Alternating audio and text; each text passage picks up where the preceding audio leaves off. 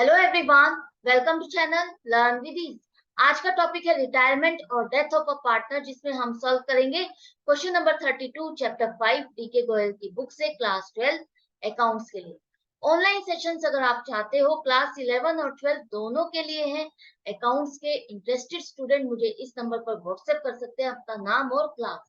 मैंने बहुत ही कम प्राइस पर इस बैच को रखा है। क्यों रखा है?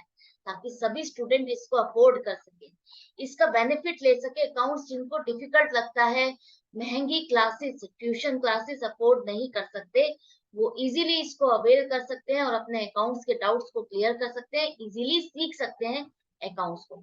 तो अगर इंटरेस्टेड हो तो जल्दी से मुझे इस नंबर पर अपना नाम और क्लास व्हाट्सएप कर दो। 3 पार्टनर है एबीसी, प्रॉफिट शेयरिंग रेशियो 3:2:1। यहाँ पर एक पार्टनर सी फर्म को छोड़ के जा रहा है, तो रिमेनिंग पार्टनर ए और बी की प्रॉफिट शेयरिंग रेशियो हो जाएगी 3:1। जब सी रिटायर हो रहा है तो उस टाइम पर बुक्स में कुछ बैलेंसेस आ रहे हैं और पार्टनर्स ने डिसाइड किया है कि इन बैलेंसेस को वो एज इट इज बुक्स में रखेंगे, as it is carry on करेंगे। तो यहाँ पर आपको एक सिंगल एडजस्टमेंट एंट्री पास करनी है। पार्टनर्स ने क्या डिसाइड किया है, डिस्ट्रीब्यूट नहीं करेंगे, as it is carry on करेंगे। तो एडजस्टिंग एंट्री होगी, कैसे आप बनाओगे देखो। आपको पता है ओल्ड रेशियो क्या थी और न्यू रेशियो क्या हो गई। जब पार्टनर्स ये डिसाइड करते हैं कि वो बुक्स में एज इट इज बैलेंसेस को रखना चाहते हैं, तो इसका मतलब है कि वो जनरल रिजर्व जो हम नॉर्मली डिस्ट्रीब्यूट कर देते हैं ओल्ड पार्टनर्स में, ओल्ड रेशियो में, वो आपको डिस्ट्रीब्यूट नहीं करना। तो अब आपको करना क्या है, सी रिटायर हो रहा है तो उसका शेयर जनरल रिजर्व में भी बनेगा, प्रॉफिट एंड लॉस अकाउंट के बैलेंस में भी बनेगा, और इस एडवर्टाइजमेंट सस्पेंस अकाउंट के बैलेंस में भी उसका शेयर बनेगा। तो इन तीनों में उसका शेयर बनेगा। तो ये शेयर उसको कौन देगा?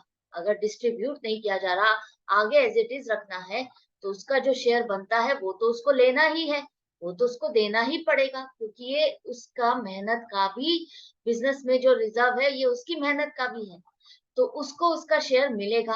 कौन देगा ये निकालने के लिए आपको कंपेयर करना पड़ेगा new ratio minus old ratio, ताकि आपको पता चले कि सी का शेयर ऑफ प्रॉफिट किसको मिला है, किसने टेक ओवर किया है। तो ये कंपेयर करते हो तो आपको पता चलता है कि ए का शेयर ऑफ प्रॉफिट पहले से बढ़ गया है। पहले उसका जो शेयर ऑफ प्रॉफिट था 6 था, नए के अकॉर्डिंग 9 हो गया है, तो उसका शेयर ऑफ प्रॉफिट कितना बढ़ गया, 3/12। उसको गेन हो रहा है। इसका मतलब सी जब जा रहा है तो उसका शेयर ऑफ प्रॉफिट किसने टेक ओवर किया है, ए ने किया है पूरी तरह से। क्योंकि बी का अगर देखते हो तो बी का शेयर ऑफ प्रॉफिट बढ़ा नहीं है बल्कि घट गया है। उसने तो सी का शेयर ऑफ प्रॉफिट लिया ही नहीं है, बल्कि अपना शेयर ऑफ प्रॉफिट जो था उसका पहले, उसमें से भी उसका शेयर ऑफ प्रॉफिट घट गया है और उसने भी सेक्रीफाइस किया है, सरेंडर किया है अपना इतना शेयर ऑफ प्रॉफिट। तो इसका मतलब है सी और बी ने दोनों ने सेक्रीफाइस किया है। एक तरह से इन दोनों ने अपना शेयर ऑफ प्रॉफिट बेचा है और इसने खरीदा है। तो इसने खरीदा है, इसको गेन हो रहा है। आगे चल करके जब भी ये बैलेंसेस डिस्ट्रीब्यूट किए जाएंगे तो एक को बैलेंसेस जो मिलेंगे, इसमें जो बैलेंस मिलेगा वो ए को बढ़ करके मिलेगा, और सी और बी का जो बनता है हिसाब किताब, सी और बी का भी जो शेयर है वो भी किसको मिलेगा, ए को मिलेगा। तो यहाँ पर ए ही कंपनसेट करेगा सी और बी को, क्योंकि वही इनके शेयर को खरीद रहा है, इनके शेयर ऑफ प्रॉफिट को खरीद रहा है। तो ये ए ही उनको कंपनसेट करेगा, पेमेंट करेगा। तो आपको पता है गेनिंग पार्टनर को हम क्या करते हैं, डेबिट करते हैं, और सेक्रीफाइसिंग पार्टनर को क्रेडिट करते हैं। तो देखो क्या एंट्री पास करोगे। आपके पास जनरल रिजर्व का balance 1,45,000, profit and loss account debit या क्रेडिट नहीं लिखा तो हम क्या मान के चलेंगे, प्रॉफिट है। ये advertisement suspense account debit balance होता है, आपके एसेट साइड पर शो होता है, जिसको आपको धीरे धीरे खर्चों में डालना होता है। लेकिन इस टाइम पर एक तरह से आप रिकॉन्स्टिट्यूट कर रहे हो, एसेट्स और लाइबिलिटीज को रिवैल्यूएट कर रहे हो। आप इसका क्या करते हो, आप इसको नॉर्मली डिस्ट्रीब्यूट कर देते हो पार्टनर्स में एज अ लॉस। लेकिन ये लॉस है, तो हम क्या करेंगे, इसको भी बुक्स में आगे लेकर के चलना चाहते तो नेट अमाउंट कितनी बनती है, नेट प्रॉफिट कितना बनता है जो कि पार्टनर्स में डिस्ट्रीब्यूट होना था, हम उसको निकालेंगे। तो 1,20,000 रुपए है जो कि नेट पार्टनर्स में डिस्ट्रीब्यूट होना था। 1,20,000 रुपए में ए को कितना गेन हो रहा है, 3/12, और 3/12 गेन हो रहा है तो उसकी अमाउंट कितनी बनेगी, 30,000 रुपए। इतना शेयर ऑफ प्रॉफिट वो खरीद रहा है जिसकी अमाउंट बनेगी 30,000 रुपए, जिसको ये पे करेगा, किसको, बी और सी को पे करेगा। तो अब बी का देखो कितना शेयर बनता है, बी का शेयर बनता है 1/12। अगर वो सेक्रीफाइस कर रहा है तो इतने ही शेयर ऑफ प्रॉफिट का कितना अमाउंट बनेगा 1,20,000 रुपए में, 10,000 रुपए। इतने की उसको पेमेंट मिलेगी, जितना उसने बेचा है उतने की ही पेमेंट मिलेगी।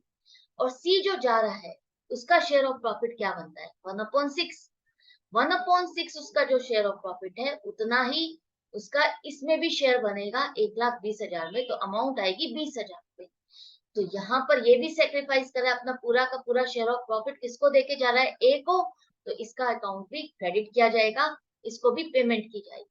तो एंट्री क्या बन जाएगी, देखो आपको अलग अलग इन पार्टनर, इन सभी अकाउंट्स को आपको डेबिट क्रेडिट नहीं करना, ये balances as it is books में रहेंगे, तो आप इनको नहीं छेड़ोगे, इनको डेबिट क्रेडिट नहीं करोगे।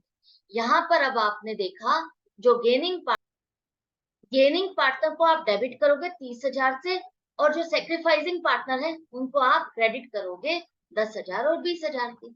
आई होप क्लियर है।